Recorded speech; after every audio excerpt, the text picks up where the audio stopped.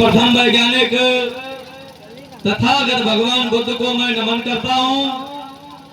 मैं नमन करता हूँ इस देश में अखंड भारत का निर्माण करने वाले मौर्य सम्राट अशोक को मैं नमन करता हूँ।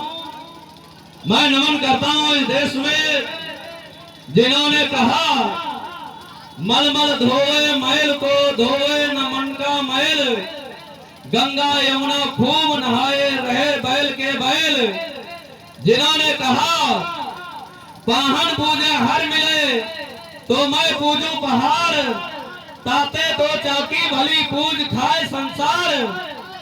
जिन्होंने उस समय जिस समय मुगल सम्राट की सत्ता हुआ करती थी, जिस समय जो लोग आज अपने आप को धर्म का रक्षक मानते हैं, उस समय उन सत्ताधारी लोगों के साथ में बीरबल जैसे लोग जब उन लोगों की चापलूसी कर रहे थे, उस समय एक शख्सियत जो शख्सियत जाकर के और पाखंड का विरोध करते हुए कहा करता था, ताकर पाथर जोड़ के मस्जिद लियो बनाए, ताते चरमुंडा बांध दे का बहिरा हुआ खुदाए।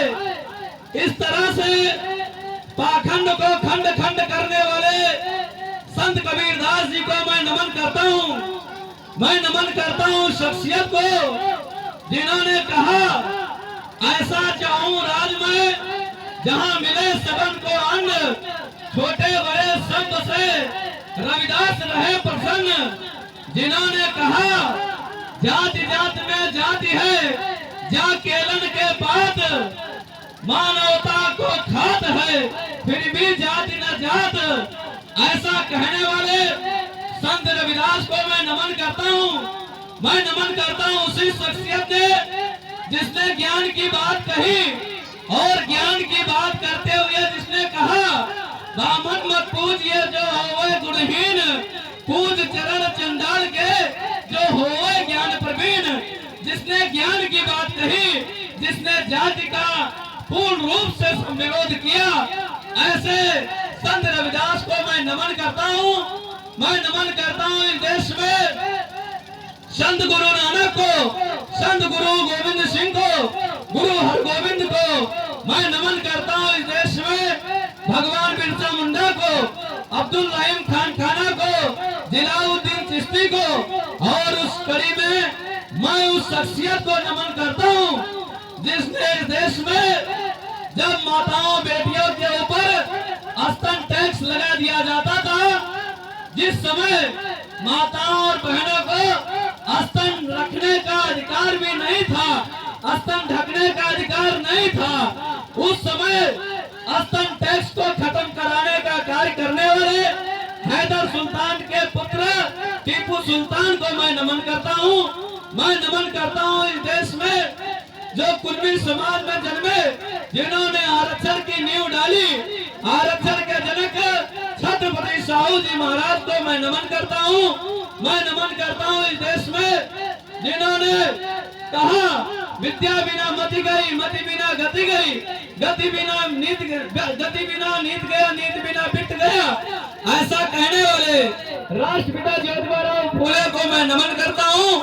मैं नमन करता हूँ राष्ट्रमाता माता सावित्रीबाई फूले को, और मैं उन्हीं कड़ी में नमन करता हूँ जब इस देश में राष्ट्रपिता ज्योतिबा फूले और राष्ट्रमाता माता सावित्रीबाई फूले को कुछ मनवादी किस्म के लोगों ने उनके माता पिता गोविंद राव फूले जैसों को भरा और कहा तुम्हारा लड़का बेटियों को बहनों को पढ़ाने का कार्य कर रहा है, जो कि धर्म विरोधी है। धर्म में लिखा स्त्री सूत्रों विद्या ना देता। इस तरह से गोविंद राव फूले के कानों में उनके पिता और उनके पुत्र और उनके पुत्रों के खिलाफ बातें भर के जब उनके पिताजी ने उनको घर से बाहर निकाल दिया तो उनको कहीं सरल नहीं मिला।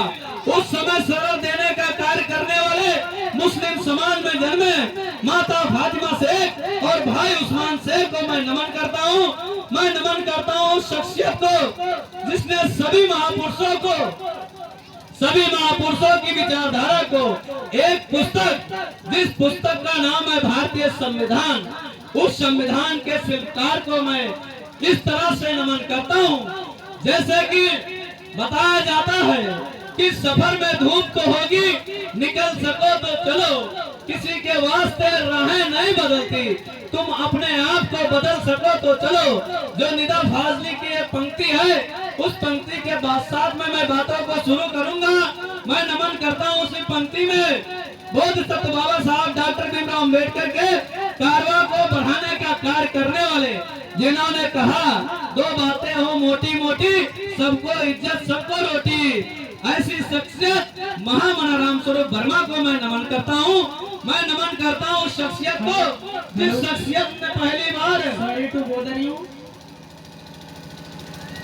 हेलो, मैं हमारे बीच में जो अतिथि लोग आए हैं, मैं सबसे पहले उनका सम्मान करना चाहूँगा पटका डाल करके, फिर आप अपनी बातों को रखिए।